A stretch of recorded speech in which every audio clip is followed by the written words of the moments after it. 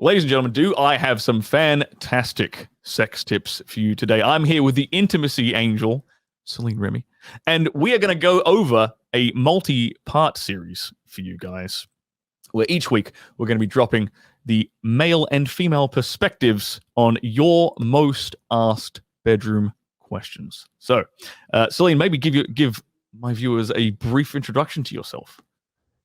Absolutely. I am Celine Remy and I'm a certified sexological body worker. My whole mission is to help you find your sexy, bring your sexy back in life, and just uplift your bedroom.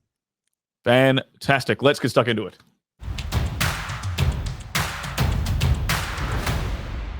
So I get a lot of guys asking me, Celine, how to get better at dirty talk, like what to say in the bedroom. They come at me, they're like, I'm a bit shy, a bit timid. I never know really what to say.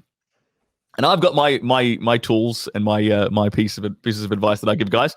I really want to hear what you would tell guys, and maybe we can compare and swap notes. And maybe you can also give us an idea of what women can do from your perspective. What kind of things you would do to turn your partner on in the bedroom. So maybe some of the ladies that are listening to this can steal some of your professional advice as well. I think the first thing we have to do is to remove the word dirty from it because it's not dirty. So understand that it's like love talk, it's something that turns you on. So remove the dirtiness or the heaviness attached to that. You got to understand that everyone is a little bit different. If there was one formula, for sure, we would give it to you. But there's not a straight formula. There are some guidelines, but you still have to adjust with every people that you're with. Number one is to know your partner if they have certain terms that really turn them off. Yeah. Because let's say she hates the word pussy. Please don't go and tell her, I love your pussy. Like it's going to do the opposite of what you want. So it's important to know these things ahead of time, have a little bit of a conversation and around hey, are there terms that really upset you or don't work for you? And please just don't use those in the bedroom. But I think we actually have that conversation before we film a professional porno. We actually sit down and we have that exact conversation, not just in terms of with physical act, what physical acts don't you like. We also go over what words are triggering for the girl, because some girls love being called, I don't know, slut, whore. Mm-hmm. Some girls actually love that kind of language, and some hate it. And so I'm glad you mentioned that, because it can take a really great passionate experience and just destroy it immediately with just the wrong word. And it's it's such and a there's goddamn no you can't really recoup from that. That's the problem too, is that once the words are out, once the mood has been literally killed, it's going to take so much work to try to get back. And sometimes there's processing, and trust me, the last thing you want to be doing is having sex when you have to go through that. I think the other thing is important is to find the right balance when it comes to women. We want to be appreciated for our beauty. Basically, we kind of want to be a piece of meat in a sense, be appreciated for that part. But your words, not mine. I know, this is why I say that. Deep down, we do like it when men whistles or acknowledge us for our bodies, beauties. But we also want to be acknowledged for our brains. And so it's having that perfect balance of okay, there's the physical things, but then there's also the mental piece, or there's the intelligence. And so if you can, within your dirty talk, include things that will talk about her body or her beauty, but also talk about how smart or intelligent or how she gets you like nobody else, this type of things. It's a perfect combination of the more raunchy one and then the more being seen, because again, as always, we women want to be seen, we want to be appreciated, we crave that, and when we are seen and appreciated, that's when we can open up.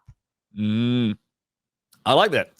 It's kind of analogous. You think you with the first video we did, you mentioned sort of rewarding the guy, telling guys, oh, I like it. For example, oh, I love it when the way you play with my nipples, whatever. You're kind of rewarding him for, but you're kind of appeasing the ego and complimenting him on things, so you're encouraging him to do it more, right? This is kind of the same thing, but reversed, which you can do with your woman. If she there's aspects of what she does day to day that you really appreciate and admire, that's the time to kind of reinforce all that kind of stuff. In terms of like for guys who come to me and they're either too shy, or they're not, they're not confident with dirty talk. There's not something they've really tried before too much. I tell them to focus on their delivery, because I think delivery is important. You got to come across as confident. Like the key to good. I mean, I'll keep calling it dirty talk. We can call it arousing talk or bedroom talk, whatever you want to call it. I actually kind of like the word dirty. I think that's kind of kinky and naughty and perverted. That's just me. Cool. But first and foremost, when it comes to delivery, the three things I tell guys to focus on is one, actually, is eye contact. Is really, really important, especially if you're in a position to look her in the eyes. Maybe her head's facing the other way. Okay, fine. Then you're not going to be able to look her in the eyes then. But when you're in an opportunity to look her in the eyes, locking it with the soul, like looking right into her soul when you're saying your piece, or you're complimenting her, or you're talking about how great she feels, how great she tastes, how good she smells, whatever it is. But looking her straight in the eye, that displays confidence.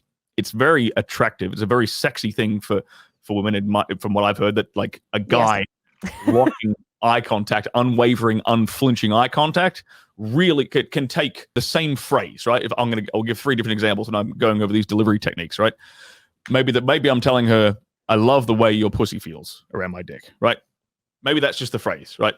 If I say that without making eye contact, it's not as powerful as me saying it, locking her straight in the eyes and being like, love the way your pussy feels around my dick. Like, that is more powerful. That is more impactful, right? So first is actually eye contact. The second is vocal tonality, right? So you want to be kind of, I'm blessed with a rather deep voice, to a degree. So like, but the deeper your voice can go and the slower your voice can go, typically that is going to lead to better dirty talk. You can even like deliberately slow it down, because especially if you're the kind of guy who's nervous about dirty talking, you're probably going to naturally speak a bit quicker and with a bit, like, your voice might crack and break if you're feeling a bit unconfident and a bit like apprehensive. So deliberately slowing down is going to help you deliver the line better. Like, I just love the way your pussy feels around my dick. Like, slowing it down so she hears every single word makes it more impactful. And the third thing I'll say is it's actually a little bit of a cheat code to, you can look a woman in the eye and deliver a line, but it is, in my experience, way more sensual, way more passionate, way more exciting if you whisper it in her ear. Just that little bit of extra sort of intimacy. I mean, you can kind of make eye contact at the same time, but whispering it in her ear, especially if you're in, say, doggy style and you're not, looking each other directly in the eyes, that is a great opportunity to deliver some dirty talk and to ratchet it up to like 11 and make it way more impactful. And then in terms of what to actually say for guys who, aren't really sure what to even say during dirty talk, the easiest piece of advice I give them is just to just describe what's happening and like the sensations and the feelings that you two will both be having. So I like, for example, I love the way your pussy feels around my dick, or maybe it's, I love the way you taste, right? If you've just gone down on it. These are all just, you don't have to really think about it. There's not much creativity involved. You don't have to not sitting there writing a novel. You're not writing Shades of Grey. You're just describing what you are already feeling, and then you can take it. The next step is describe maybe what she is feeling from you, right? So you're just eliciting, you're tapping into the sensations that she's already feeling physically, but now you're doing it up here in the brain, which is the biggest sexual organ we all have. Mm-hmm. Yeah, this was exactly what I was going to say for people who don't know what to say. And so for the women, what it looks like if you're riding him, play with your pelvic floor muscles, squeeze his dick, and at the same time, like tell him things like, you like it when I squeeze you, or like you like it hard. Like there's a lot of things like that that you can do. Use your own body, or you can use your hands over his chest, and like like again, describe what you're doing and as you're doing it, because that will turn him on again. Because as you said, you're associating the sensations and having her expressing that. I do think that the confidence piece and the locking eyes will work just the same for the women. But I do see that some guys are turned on by a more shy woman. So that is something that I've covered in another video, that if you are a woman who is shy and you can't find your own confidence, actually own that you are shy and be willing to be a little bit like red, or like not really in the face, be like, I'm like not sure about saying your words, and kind of play with that, if that's truly who you are. Again, it's not about manipulating, but if you can't step into that confidence piece and that's just where you stuck as a shy woman, then own it fully, because Yeah. some men will like it. I would agree. I would totally agree with that. And another thing I'll add to that is, if I always think that a sign of good sex, or a sign of when you are really comfortable with a partner in the bedroom, is your ability to laugh if something silly happens. Yeah. If something, maybe you can't get your you struggling to get your jeans off, or maybe you queef and there's sounds or whatever it is, like something that might be embarrassing, might be a bit silly, maybe you bump your knee into the wall, whatever it is.